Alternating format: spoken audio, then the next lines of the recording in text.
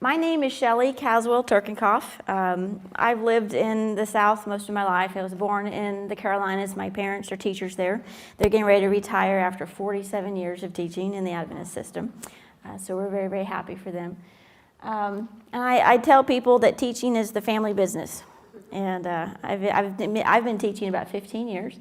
I've done small schools, grades 2 through 5. I've done large schools, single grade. I have done some administration, vice principal. I've been a curriculum director of a large school system of 800 students, directing curriculum from kindergarten all the way through high school. So I feel blessed that in the education I've been blessed to receive and in the experiences that I had, that I've worked with children at all developmental levels. And we are all children, aren't we? We are all still developing and in different stages of our lives. What I'm hoping to share with you this morning is a little bit about how our children's emotional needs match their spiritual needs as well. And if we can understand how our children are developing emotionally, we will probably be able to support them better spiritually. We are all developing emotionally. We have names for people that we feel like aren't developing emotionally, don't we? So, I have some humor that I'm going to tuck in here today, because when you're laughing, your frontal lobe is working, you're thinking critically, and laughter just makes my life a lot better. And so I hope maybe we have some moments to laugh, and some things that I've brought to share with you as well. Just a little bit about myself.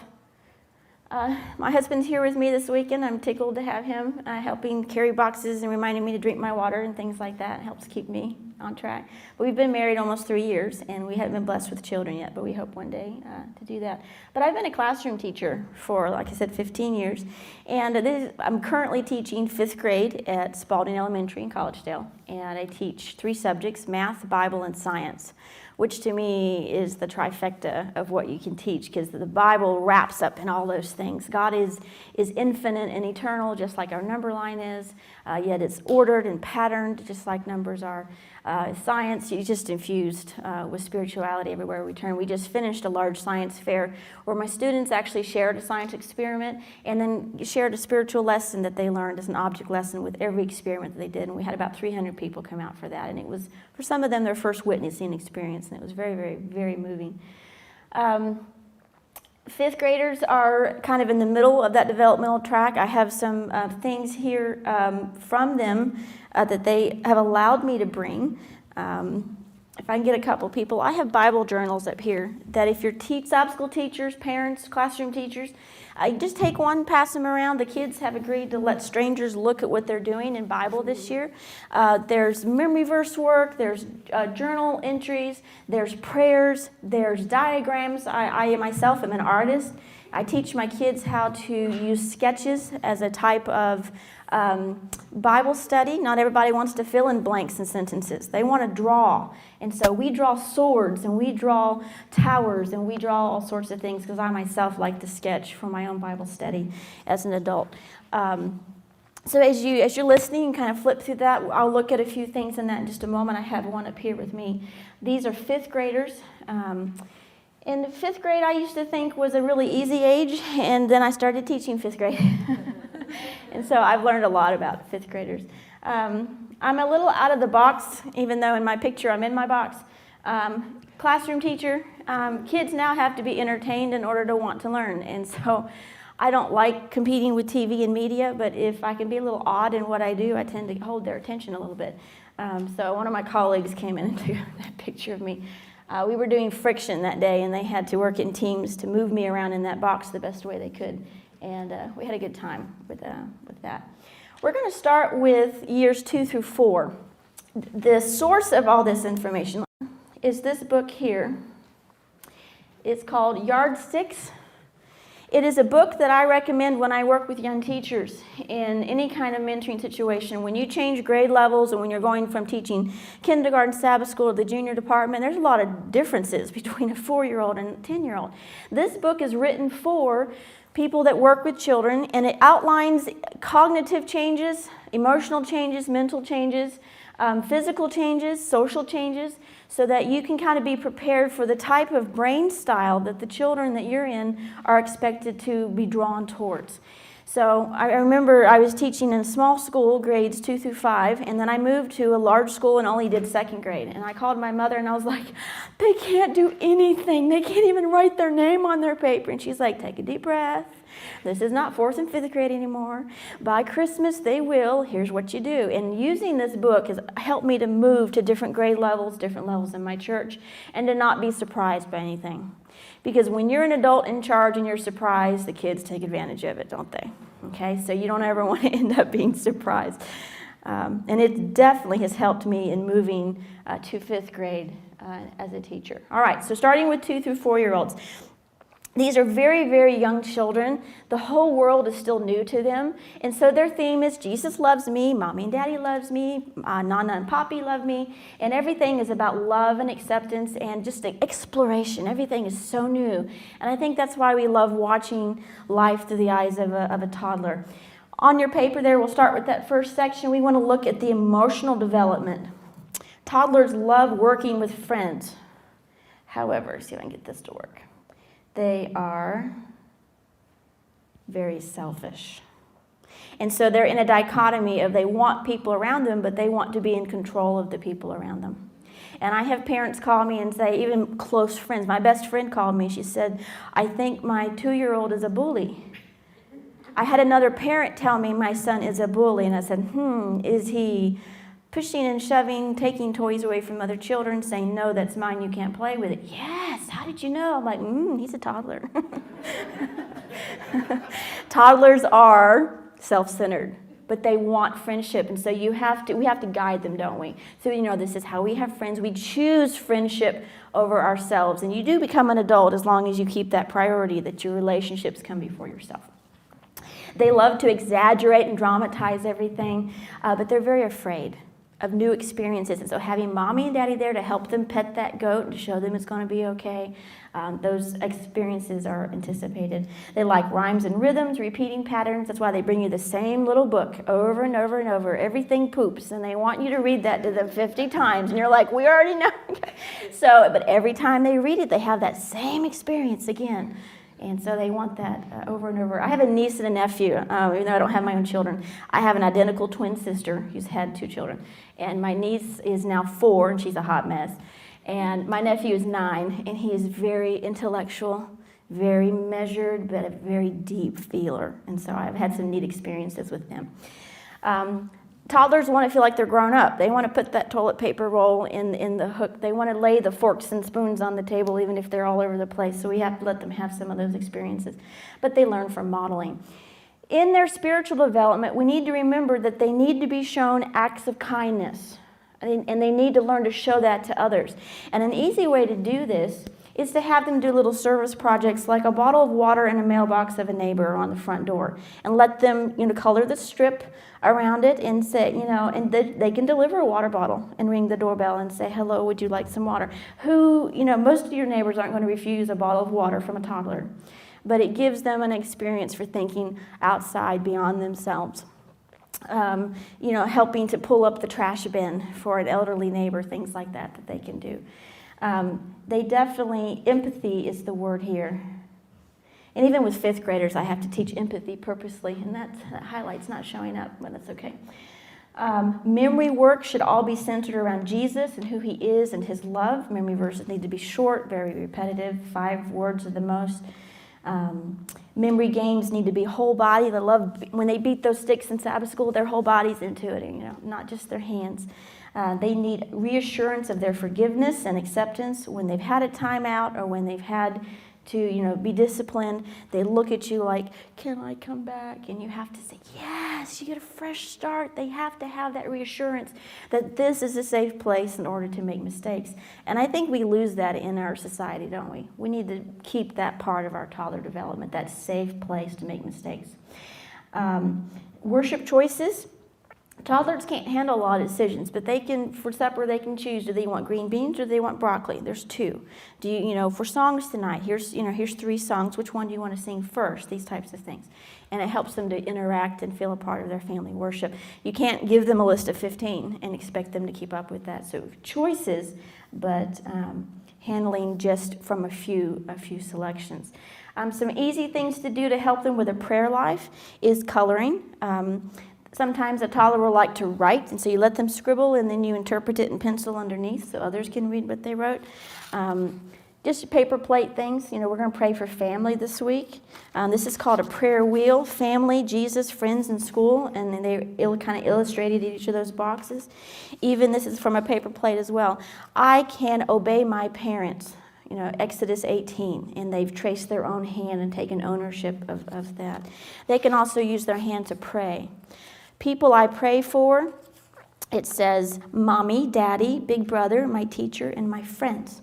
And as they get older, you can teach them, to use their fingers when they're praying to socialize a physical movement with a certain type of prayer. So, you don't even have to have an artistic ability to trace a kid's hand and use a paper plate. So just some ideas of how you can engage them in spiritual things. I want my child to be independent, headstrong people, not while I'm raising them. Okay? We want them to leave the nest, but we want them to do it the right way. And I heard a child psychologist recently who I thought said a really beautiful thing. He said, we need to stop telling our children or telling others that we want our children to think for themselves. We don't. We want them to think the correct way. Thinking for ourselves comes from a very sinful nature, doesn't it? And unfortunately, we have children that are thinking for themselves, aren't they? We want our children to think the right way. And hopefully we're modeling that right way for them. Having a 2-year-old is like having a blender without a lid. Everything is experiential and a hot mess. All right, so let's move now into ages 4 through 6. This is when they start kindergarten, start moving into that first grade. Life changes a lot for them. We have what we call a boohoo breakfast at our school on the first morning of kindergarten. And it's for those parents to pull away from that window and to be able to, deal with the emotions that you deal with when you send your first or even last. I found the last is the worst, to that first day of kindergarten. Typically the kids, most of them now are like, bye, mommy. They're so ready for independence. And then you have a few that are absolutely terrified and there's wailing and crying. But moving into a little bit of independence is healthy at this stage. Their kind of mantra is Jesus loves me through the tragedy of every moment. Toddlers and young kids in this age, they live very, very roller coaster lives. Everything is wonderful or everything is tragical. Or everything is wonderful. And kindergarten teachers typically are very laid back. Not me, I don't teach kindergarten. And whatever happens, if they wet their pants, oh, you just change their clothes. If they pee on the floor, oh, you just mop the floor. If they have snot running down their nose, well, you just wipe their nose. It's no big deal. So-and-so pulled their hair. And I'm not one of those teachers. That's why I teach the big kids. I can deal with their messes, but kindergarten and the mothers of toddlers, bless you all who have had toddlers, they have challenges, don't they? And the emotionalism, I am very left brain, sequential, so the emotionalism in young children can be trying for me. But with my own, I'll learn how to deal, won't I? So, what's that? They start slow. Okay, good. Not all the drama at one time. Looking at our elementary ages now, our emotional development, they need approval. They like to be told that they're good. And I'm very careful when I do this because I don't want to tell a child that they're good. We're all sinful, but their choices are good or they're hard workers. I don't tell students that they're smart. They may be smart, but if they're lazy, they're not going to be worth anything. I tell them you're a hard worker, or you're really applying your abilities, or you're using God's gifts well. New tasks require guidance and encouragement. They take instructions literally, and I have a little comic in a couple slides that kind of shows this. You have to be very specific when you talk to a child at this age, because if you say, wipe your shoes, they might stand there for 5 minutes doing this. You automatically assumed you wipe a couple times and you go in, but you said, wipe my shoes until you tell me to stop. I may not stop. So you have to remember they're very, very literal. They also forget rules, and it's an honest forgetfulness. There are so many things that our little kids have to remember. Which shoe goes on what foot, where the dishes go, where the trash goes. And so you have to be willing to give a reminder because they are going to forget.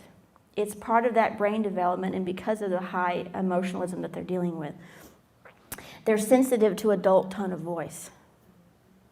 And so when we speak to our children in this age range, we have to make sure that we are calm and that we're not feeling insecure about who we are as a parent or an adult, because they're children. Nothing that they do is personal. They either love everybody or they hate everybody. They're not specific. So it really has nothing to do with me as a Sabbath school teacher when they're treating me this way. They're doing this, for the whole world. They believe that love is an action. This is where you get little kids that'll squeeze you until your ribs break, because they believe the harder they squeeze you, the more they're showing you that they love you. And so I have to tell my students, okay, now you're loving me, so you're hurting me, so don't squeeze me, quite that hard. They're very anxious to learn. They're bossy. Again, continuing that trend from our toddler, but still their friends are very, very important. Gender-wise, they're still in mixed groups. They really haven't made much difference in their social interaction with boys and girls. We'll see that come a little bit later. Their processes are valued over their finished products. First grade, kindergarten, it's not about, how sloppy it was the fun they had making it. And they want it on the refrigerator even if it's not their best work, because the experience of creating that is where they do most of their learning. So first grade teachers don't stress too much about all capital letters at the beginning of sentences and all periods. It's the word choice and the learning that they had during that art activity that is their focus. They get more into the perfection of the beginnings and ends in second grade. First grade, it's all about that, the process of learning.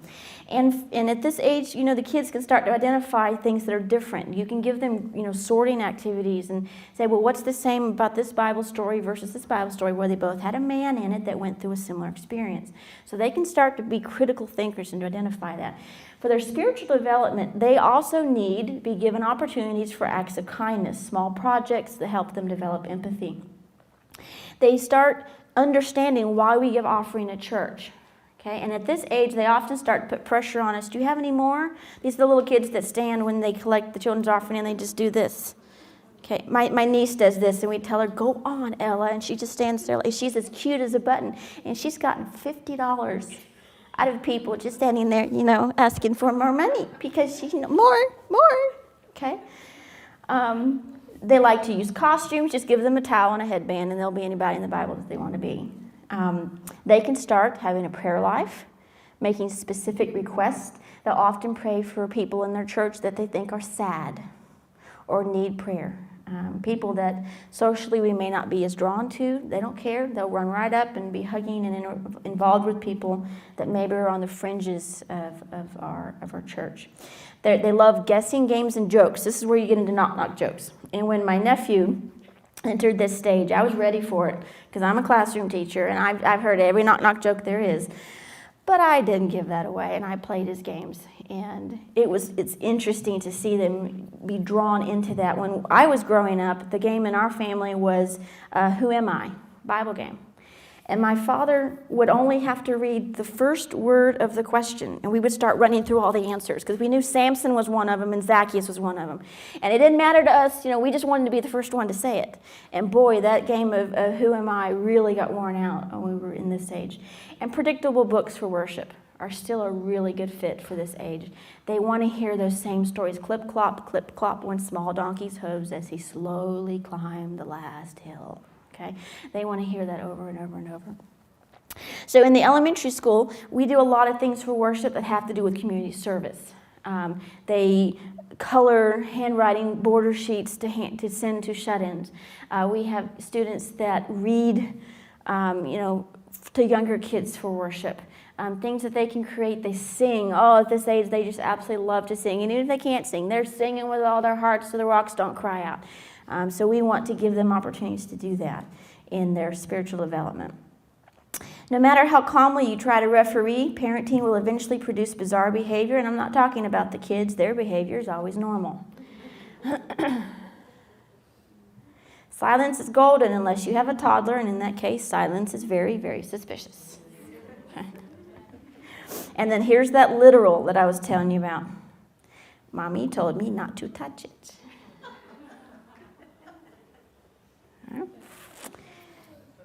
Yeah, not touching it. A toddler believes that if you love a person, you stay with that person 100% of the time.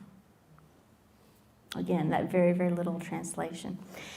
I want to show you a little bit now of something that we're doing in the area where I work. It's part of our Montessori program. If you don't know what Montessori is, it's a type of developmental education based on Marie Montessori, who was an Italian mental health worker who figured out that if mental health patients in asylums could learn and develop and grow, why not children with special needs? And they kind of pushed her off into a corner.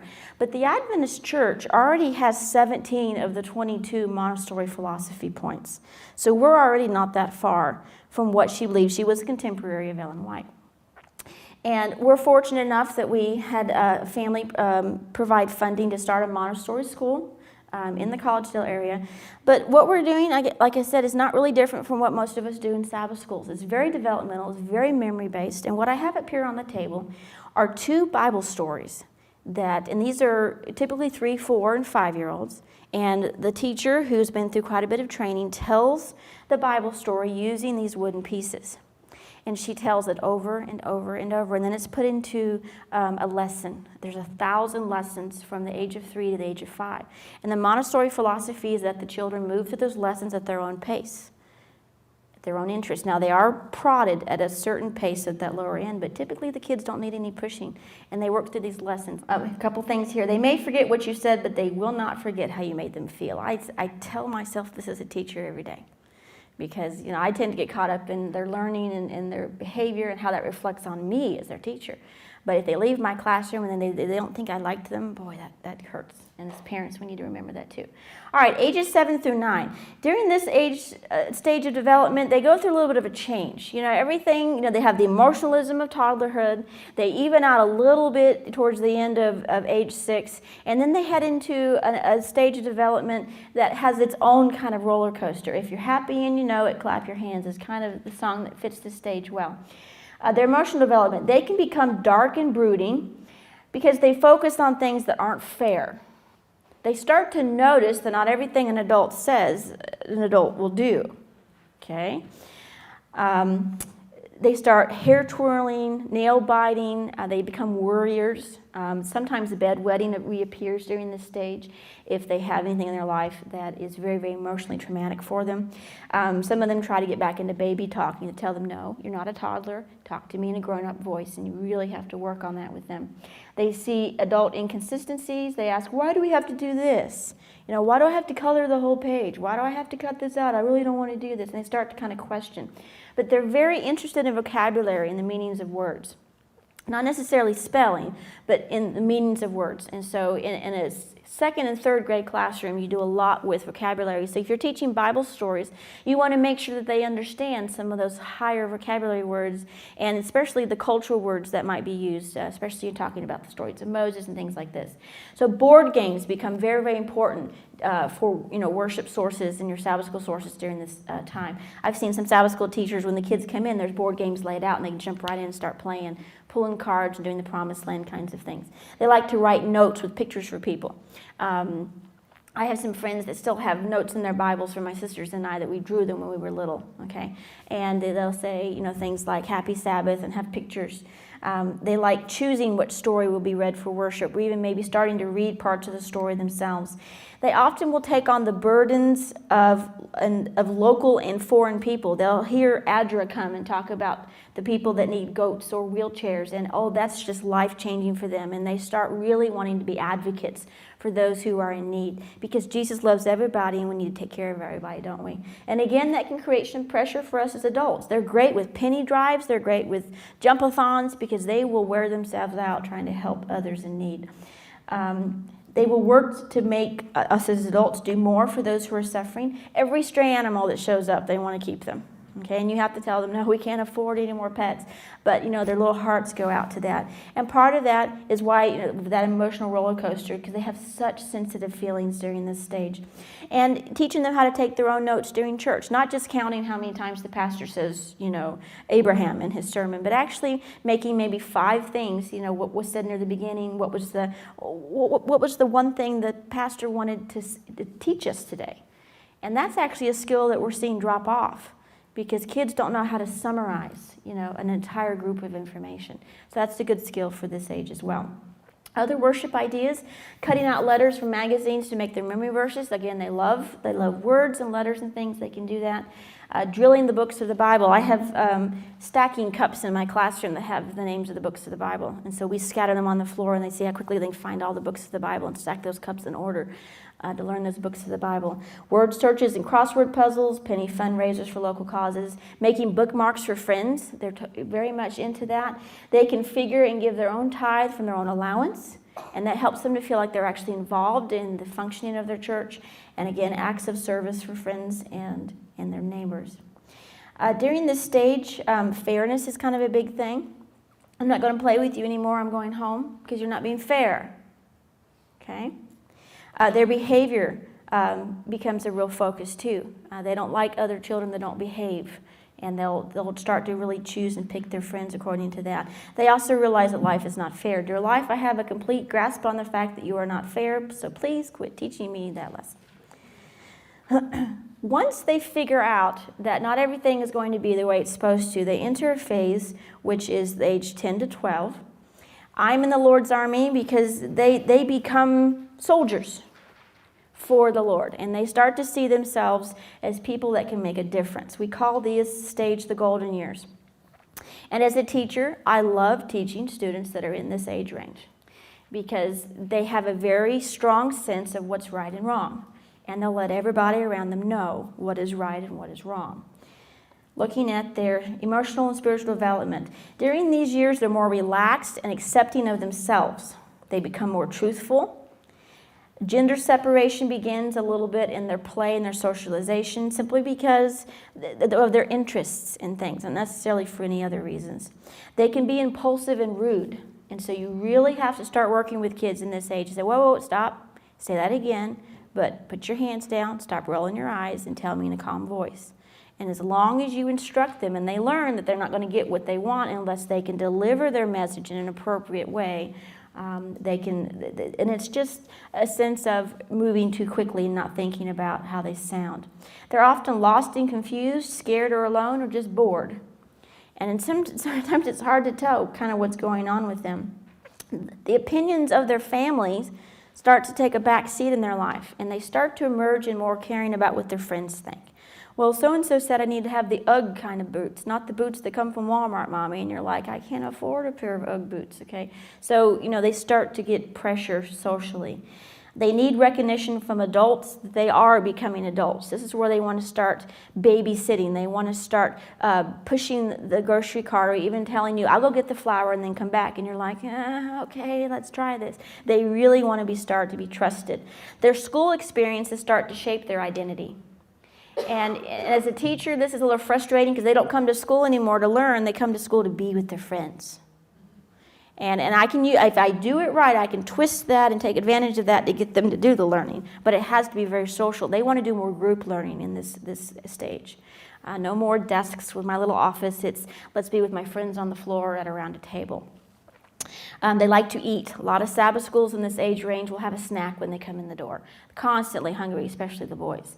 They can be motivated by the threat of embarrassment. And I've got a couple of comic pieces to show you about that. But it's true. I tell my boys walking through the hall, if you cannot walk like a fifth grader, you will walk holding my hand. And it hasn't happened yet because they don't want to hold my hand walking through the hall. They're 10 years old, and that's embarrassing. And I tell them, I won't be embarrassed.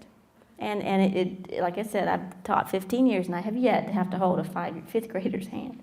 Spiritually, comic books become a big draw, and I just introduced these in my classroom this week.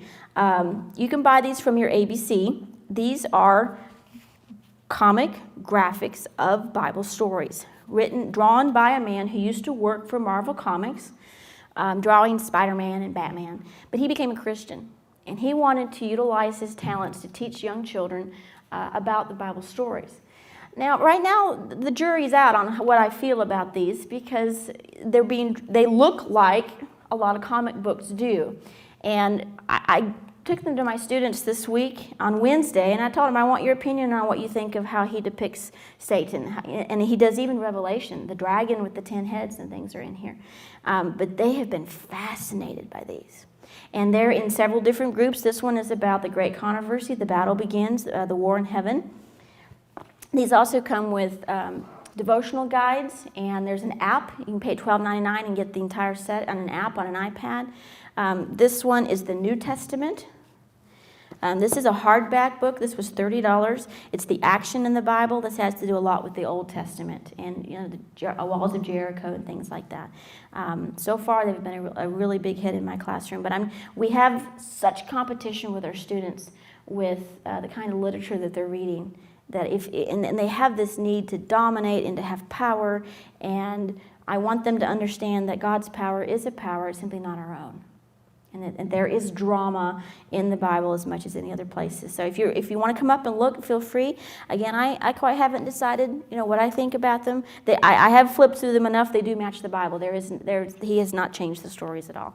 The drawings and things, though, I'm still thinking about some of his depictions of those characters. So comic books can be a big draw for kids. Praise chains. We just take strips of paper, they write their prayer request on them, we tape them together, and we have this prayer chain that we build around our classroom. And after a while, we have to take it down because it gets too big, but the kids like to see that their prayers are linked together and that we're collecting them and growing them as we progress in our Bible program. At this age, they can be greeters at church. They can hand out bulletins and say, welcome to church. And, introverts maybe not, but your other kids that like to be with people, they feel grown up, opening that door for people, and again, acts of service. They need to feel like they're real disciples and that they're real followers of Christ. We're in the Lord's army, kind of goes with that. Witnessing opportunities, they need to be able to get up front, tell the children's story, maybe get up and talk about how they grew tomatoes and sold them to raise money for a special need, be able to give that demonstration for church. And to have service activities, especially with their preteens, to keep them active in their church. Going down to the food bank and helping to unpack food and getting it stocked. Things like that, soup kitchen work, handing out gloves on a cold night for the homeless, these types of things are very, very powerful at this age group because they really do believe and feel like they're saving the world. This age group is fun in a classroom because they police each other. So-and-so's doing this, or so-and-so's, and I never really have to catch much because I can just listen to their dialogue and I know exactly what's going on in the classroom. This young father is wearing a coat that says, "Ask my girls if they still think short shorts are so cute." And he's wearing inappropriately short shorts with leggings, and they're having to walk around Walmart with him. And he's teaching them a lesson. Again, I talked about embarrassment. The threat of embarrassment is a real key here. We're going to do something silly. Here's another one. For every day that your math grade stays below a B, your father will post a video of himself on YouTube. Shirtless, with and doing funny things. So we definitely don't want to threaten our children, but there are some natural consequences to things like having, I don't know what your family's like, but in my family, we could have friends sit with us for church, but we always sat with our family on our pew. And being allowed to sit with another family was a real privilege, and my parents, let us do that occasionally, but we understood that was a privilege. All right, so we're leaving now the golden years, and we're entering a stage that strikes terror in the heart of many parents. I told my husband, I said, I've got the toddler thing, I'll figure it out, but when they're teenagers, they're yours, and you have to figure them out. And he's like, no. Because something about teenage years, it's so hard. It's like being a toddler again. You can't rationalize with them. They go through emotions again, and it's just like, what do we do? Welcome to being a parent of a teenager. Prepare for a large amount of eye-rolling, emotional outbursts, and thoughts of running away, and that's just the parents. Raising a teenager is like nailing Jell-O to the wall. That's Bill Cosby for you. And then I told him if he didn't clean his room, I would tag him in that cute picture of him dressed like strawberry shortcake. Again, using that threat of embarrassment or having them step back developmentally to kind of motivate them. Teenagers, tired of being harassed by your parents? Act now. Move out, get a job, pay your own way, quick, while you still think you know everything. Okay. I hear laughter because I think you identify with, what's going on here, especially those of you who work in academies. Leanne, I know you deal with this. Another clever way, the reward for today's Wi-Fi password, you must empty the dishwasher, fold the laundry, vacuum the downstairs, and take out the trash. Wow. Okay, I had a school principal one time that had 3 boys, and when they didn't keep their grades up, he took the door off their bedroom. Because privacy for a teenager is everything. And you would know when those doors came off and when the doors went back on. So one more, and then we're going to look at some developmental things here. I can't find any books on raising teenagers. I looked in the medical, lifestyle, and self-help. Try the horror section. All right, now, obviously, when I was a teenager, I did not fit this category. I was a model child. And my mother laughs a little and says, yeah, we were pretty good, but we were definitely teenagers. Emotional development. They want adults to notice them and ignore them at the same time. Okay? They're bored if they're not recognized, but they are embarrassed if they're singled out. And middle school teachers have to be very secure people because you're never right and you're never doing anything fun. Because if they like it, they're not going to tell anybody in case they're made fun of. They want to do things alone with their friends to model the social behavior patterns that they witness in adults. And this is where if you get two families that are squabbling at church, their two kids come to school and bring it into your classroom. Because they're modeling the behaviors that we see. And we're so hard on our teenagers. But hello, who are they reflecting? They're reflecting us. Even with the sighing and the eye rolling, it's been shown through studies that the teenagers mimic our own idioms and things that we do when we get frustrated. So before you thump your teenager for rolling their eyes, check yourself to see if you've rolled your eyes lately. Because they're trying to be like us. And then we thump them because we don't like who we are sometimes. They need to be drawn purposely back into their families. And you may feel like you're in tug of war, but they need that resistance. They need to know that you're going to chase them, that you want them as a valued member of the family. And they may hem and haw and roll their eyes and act like it's the stupidest thing ever. But inside, they need that, and we have to just be there no matter what. They're going to consult their friends before their parents. Their bedrooms become a main source of their identity. That's why they don't want you in there. It's because everything that they love and believe in, they've surrounded themselves in and how they've built their room. And like we said before, they know it all. They know it all. So spiritually, how do we reach a group of kids that are emotionally up and down all the time and still know it all, but yet know nothing and are insecure, yet so secure in everything? Fairness and justice need to be a main theme of their Bible study. They will stand and argue about who is on whose team and spend 45 minutes of a recess and then play for 5 minutes and go in and be happy because the teams were fair. And the fairness is more important to them than the actual play time. They can journal better than they can write. And so having teenagers fill a wall with quotes or write in journals and fold the paper and put them in boxes, you're going to learn a lot more about your teenager letting them write than trying to talk to you. I have some friends whose teenage daughter writes a message on a chalkboard in their kitchen every morning, a quote of how to be brave or how to be happy or a Bible verse. And she actually enjoys choosing what the family will read for the day. And that's kind of her thing. Again, she doesn't know how to tell her little siblings that she likes them, but she'll write something and that kind of maybe will cheer them up for the day. They focus on global issues and injustices. This is why ISIS and Al-Qaeda are really targeting our young people, is because they're taking advantage of their idealism and this need to fix the world. They need to be with adults that they truly believe want to be around them. Not cool, yes, but that you're seeking after them. When I was 16, a lady in our church came to my mother and said, I think Shelly should teach the kindergarten Sabbath school roundtable lesson in our kindergarten program. Okay, well, she thought I could do it, and she had come and talked to my mother, so I said, all right, I'll try this. And I found a natural love of teaching with little kids. And, I've spent my career now doing that. And I credit her a lot for noticing that I loved children and wanted to be with them. And just because she stepped up and said, hey, I think she should do this, I was like, okay, I'll try it. Of course, I was the model teenager. Family worship can be called family meetings instead of worship, because worship's not cool, or maybe it is, depends on kind of your community. They need a spiritual focus of who am I and what has God called me to be. Again, they're trying to get their own identity, who they're going to be, yet their identity is so based on their family and the backgrounds that they've had. I'm going to show you some worship ideas here in just a minute. I'm a teenager. My music will tell you a lot more about me than my mouth ever could. I ask my students sometimes to choose songs on YouTube that we can sing together for worship. And they choose songs that they hear on the Christian radio station. Because I play guitar, but I don't play all that kind of music.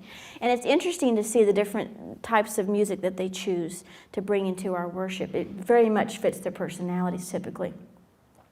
This needs to be your mantra as a parent. I am not your friend, I am your parent. I will stalk you, flip out on you, lecture you, drive you insane, be your worst nightmare, hunt you down when needed because I love you. And when you understand that, I will know you're a responsible adult. You will never find someone who loves, prays, cares, and worries about you more than me. And that has to be your mantra. And you have to be really secure to have a teenager. But it does get better. Here's a website that takes the lyrics of a song and a photograph and merges them together. And I found this to be fun for teenagers too. They can type out the lyrics of a Christian song, bring in a photo of them and a best friend, and they have a keepsake that kind of merges, again, that language that they don't know how to express themselves, but music speaks to them so strongly because it gives them the words to express themselves. Before I read through this, let's take a look at the journals that we kind of handed out together. The one I'm holding, as we just kind of look at it, these are just kind of for the 10. I have some 11 and 12-year-olds in my class. Just kind of things that you can do to try to engage them in worship. Some of these were just kind of journals and things. There's a page in here. Things to do. Okay, Jehovah Nissi is in Numbers 16, I believe. And I had them create banners of things that they believed about God. There's a book called How to Lose All Your Friends, okay, reverse psychology. And they had to write out things they needed to do to keep their friends.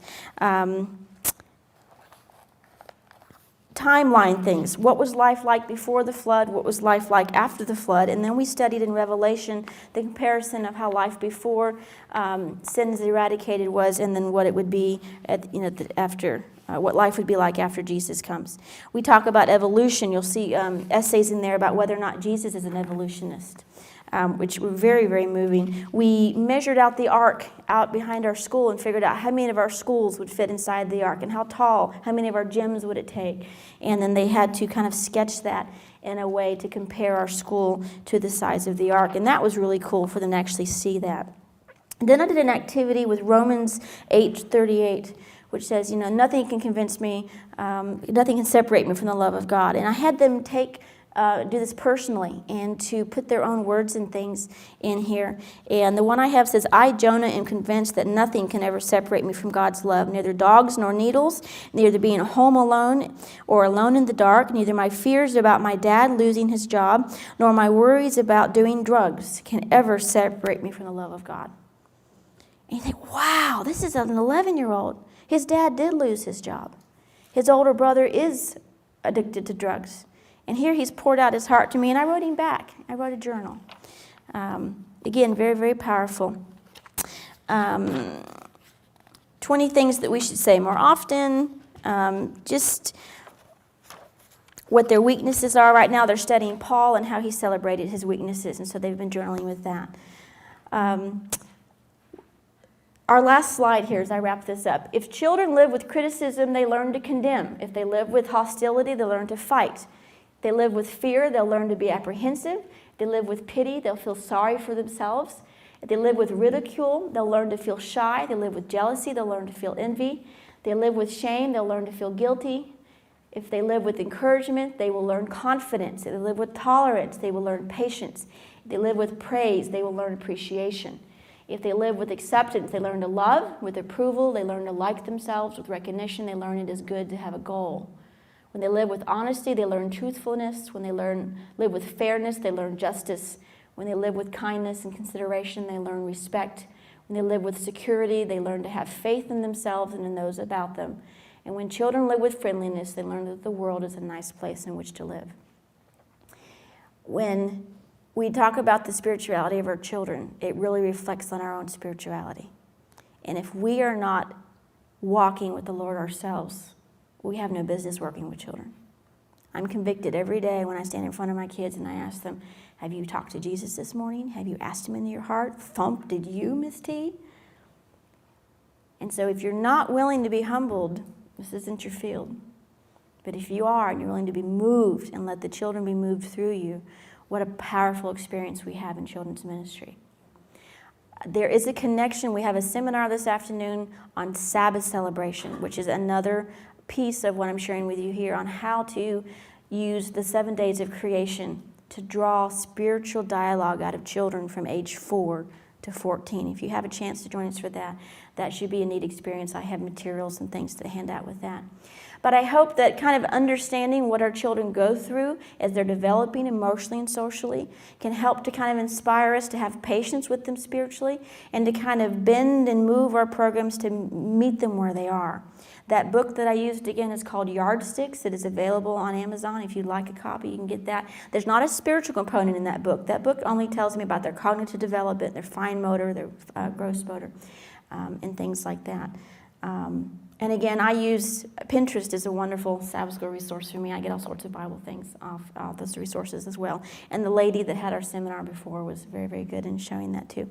If you have questions, please come to the front and dialogue with me a little bit about it. I do have some questionnaires like you evaluate this workshop to see how helpful it was for you. Those are also up here in the front. But before I release you to do that and get ready for your next round of meetings, let's bow our heads for a word of prayer. The Lord, thank you so much for every person, not only in this room today, but in this building and in our churches that are serving right now with our young people. Lord, this is such a task. Our children are hurting and they're mixed up, and Lord, we are too. But Lord, just help us to forget ourselves, to be humbled and convicted of our need for you, so that we can genuinely lead our children to you in whatever stage of development they're facing. We love you, and we ask you bless us. In your name I pray. Amen.